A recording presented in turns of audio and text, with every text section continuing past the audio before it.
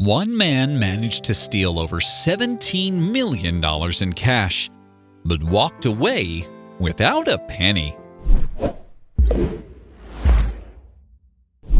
Loomis Fargo and Company is synonymous with the armored cars that transport large amounts of cash between banks in Charlotte, North Carolina. The armored vehicles were designed to deter thieves from stealing the money, but no one realized that the real threat came from within the company until it was too late. David Gant was the vault supervisor for Loomis Fargo and Company armored cars in 1997. It didn't take him long to realize that fancy titles like supervisor didn't necessarily come with a great wage. But with the help of his new co-worker, he was about to change that. Gant worked for a company that was in charge of transporting large wads of cash from one bank to the next in North Carolina. So he was used to seeing millions of dollars day in and day out. Unfortunately, his personal account was dry, but it wouldn't be for long. Everyone has a breaking point, even Gant, and it was easy to see why. He was working between 75 and 80 hours a week, but was only earning a measly $8.15 per hour. But his earnings, or lack thereof, wasn't the only tipping point that led him to do what he did. Gant didn't have a regular home life because he spent most of his waking hours working. Almost every moment of his life was spent thinking about his job. This quickly made him really depressed and unhappy. For years, he put up with his strenuous schedule without ever considering doing something extreme to change his life. It was only a matter of time before he snapped. Whenever a dark thought crept into his mind, he reminded himself that he was a Gulf War veteran, and soldiers didn't cause trouble. They stopped it. So the thought of breaking the law was pretty much unthinkable for someone like him. But he soon changed his tune when he met his new co-worker. What kept him in check was the fact that he was married, but his vows went out the window the day he met Kelly Campbell. She was a fellow Loomis Fargo employee who reportedly became his love interest when they worked together. Campbell and Gant seemed to have a pretty intense connection, but that connection took a sour turn when she later took him down a dark path. Campbell eventually left Loomis Fargo, but allegedly continued her relationship with Gant. One day, she met up with Steve Chambers, an old friend of hers who was also a small-time crook, and he had a crazy idea that would later involve Gant. Gant told the Gaston Gazette that he wanted to make a major change in his life. "I was unhappy with my life. I wanted to make a drastic change, and I went for it," he said. But drastic was the understatement of the year.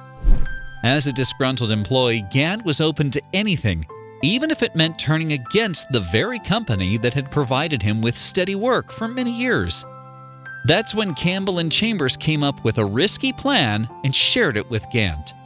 And he listened to every word. Most employees talk about how they would love to get back at their bosses for being unfair or paying them nothing. Even Gant himself had joked about it with his former Loomis Fargo employees from time to time. But what Campbell and Chambers proposed was no joke. Every fiber of his being told him that their plan was wrong and that he shouldn't get involved. But there was a little voice inside of him that pushed him to go for it, so he could live the life he deserved. After wrestling with his conscience, he just went for it. But following his gut feeling would backfire quickly. Gant had made up his mind. He was tired of being the nice guy. He had worked himself to the point of exhaustion, and the financial compensation wasn't enough. He believed it was time to get some of the money he deserved, so he started plotting a heist with Campbell and Chambers. On October 4th, 1997, Gant waited in the vault where cash was kept until his shift was over. Then he let Campbell and Chambers in, and the three of them loaded the company's armored van with over 2,000 pounds of cash. The total amount was $17 million, although some newspapers reported it was $15 million at the time. But in the end, Gant didn't walk away with nearly that much. My cut was supposed to be about $5 million. That's not what I ended up with, Gant told the Gaston Gazette. Instead, he took a flight to Mexico with about $25,000. But he had made one major slip-up which would end up costing him his freedom. Gant had forgotten to disable one of the 4 cameras in the cash vault during his heist. The morning after the crime, Loomis Fargo employees called the cops because they couldn't open the vault. Because Gant was the only employee who didn't show up to work, he became a suspect right off the bat. 2 days after the heist, authorities found the van used by the criminals, with $3 million still inside, along with the stolen security tapes. Turns out that the thieves couldn't carry all of their loot, so they grabbed what they could and fled. The police soon found out that catching them wouldn't be difficult at all.